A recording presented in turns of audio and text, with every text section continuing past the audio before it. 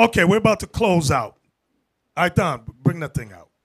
Get that, what's it called? Marriages in Rome, Wikipedia. Yes. Marriages in Rome. This was used also to push that that's a Roman doctrine. Wow. Meaning they say that marriage to one woman is a Roman it was a Roman, because Greco-Roman Empire was a monogamous institution. That's what they say, and therefore the one wife or singular wife is a Catholic or Roman empire, dynastic doctrine. That's what they're saying. Marriage, that's it right there. Marriage in ancient Rome. Blow that up real big, but I want to see it. Put the link up. This was also used to basically condemn those who push one wife by a camp that pushes multiple wives, which I don't know why they would use this for, because it cuts them. Now, Wikipedia is something that's public information is provided, but I'm using it because this was used by polygamous camps, so I'm using what they use. It says marriage in ancient Rome was the strictly monogamous institution. I'm going to prove to you later on in this article that's a lie. By law, could only have one spouse at a time. The practice of monogamy, one wife, distinguished the Greeks and Romans from other ancient civilizations in which elite males typically had multiple wives. What's the elite mean? What does that mean, high society? What do you mean? It means they had money. They had wealth. Solomon had wealth. David had wealth. Abraham had wealth. Jacob had wealth. You understand?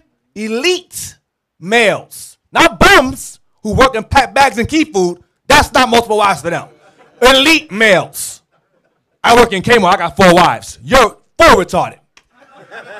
Greco-Roman monogamy may have arisen from the egalitarianism of the democratic and republican political, meaning Rome was where democracy comes from. It is one aspect of ancient Roman culture that was embraced by early Christianity. You ain't get it. It was one aspect of ancient Roman culture that was embraced. What's embrace mean? It was accepted by early Christianity. Click early Christianity, please see what that is. Oh, let's go down. It is the period of Christianity proceeding before the Council of Nicaea, before Roman Catholic Church. It's before the Roman Catholic doctrine came out. Click apostolic age. It says divided into the apostolic age. Click that, please. Let's see what that is. Because early Christianity goes back to the apostolic age. Let's see what that pertains to. The apostolic age is the history of Christianity, is traditionally the period of the 12 apostles. Okay? Jump down. It says the 12 apostles. So the early Christianity goes back to the 12 apostles. The 12 apostles. All right? Dispersed from Jerusalem. So we know that the early Christianity that embraced one aspect of Roman culture, one wife, was who? The apostles, the disciples. That's why Christ brought the example of Adam and Eve first. You understand? And when you read the scriptures, they refer to Christ as our bishop. And the bishop is to have one wife. So if Christ were to get married, he was on his job, he would have had only what? One wife. It's that simple. So according to, now go back to Rome again, real quick. Go back to Rome again. So early Christianity embraced that one aspect of ancient culture, Roman culture. The apostles, the disciples embraced one wife. Now jump down to concubinage, please. Remember, Rome was a monogamous institution, right? Let's go down. There we go. Concubinage. Concubinage.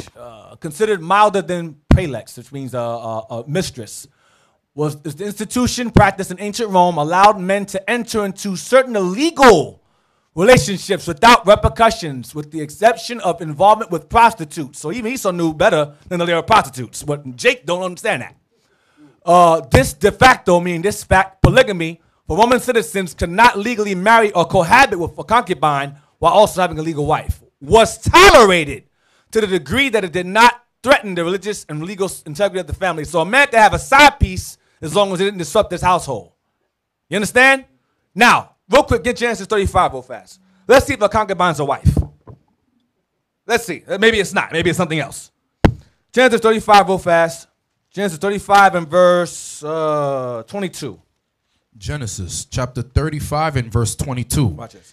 And it came to pass, when Israel dwelt in that land, that Reuben went and lay with Bilhah, his father's concubine. And Israel heard it. Now the sons of Jacob were 12. So Reuben was the firstborn, but because of this, he lost his role as the heir, because he slept with his father's concubine, right? Bilhah was Jacob's concubine. Now go to 37 and verse 2. Let's see if a concubine is a wife. A concubine is something else. 37, verse 2. These are the generations of Jacob. Joseph, being 17 years old, was feeding the flock with his brethren, and the lad was with the sons of Bilhah. Bilhah? And with the sons of Zilpah, his father's wives. His father's what? His father's wives. It mentions Bilhah. And Zilpah, his father's what? Wives. So a concubine is a lesser wife. So the Romans were allowed to have other women as wives, but it wasn't legal. But it was tolerated. Rome said, oh, whatever, you can have multiple women on the side. Now go back there again. I'm going to show you they didn't follow their own laws.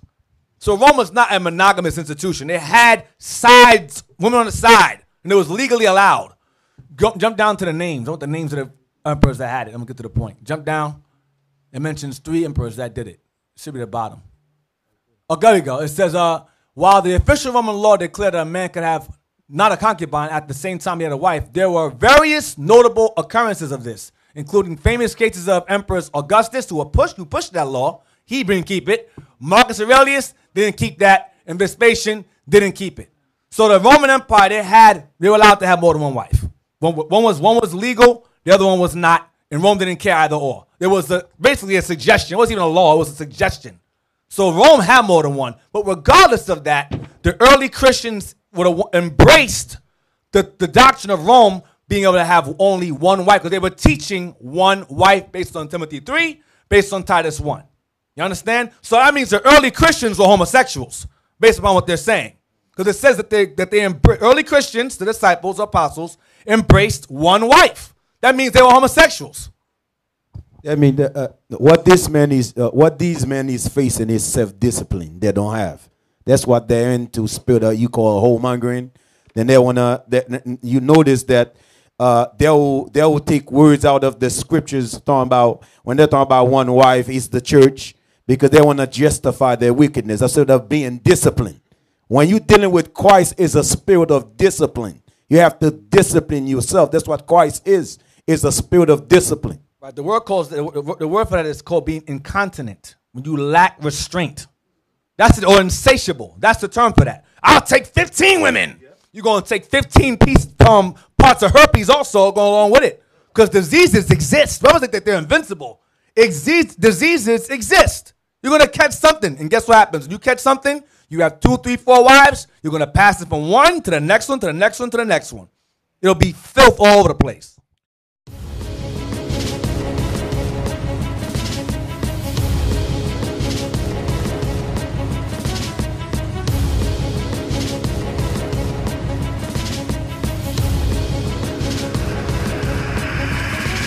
Shalom, Israel. I'm Elder Nathaniel, Israel United in Christ.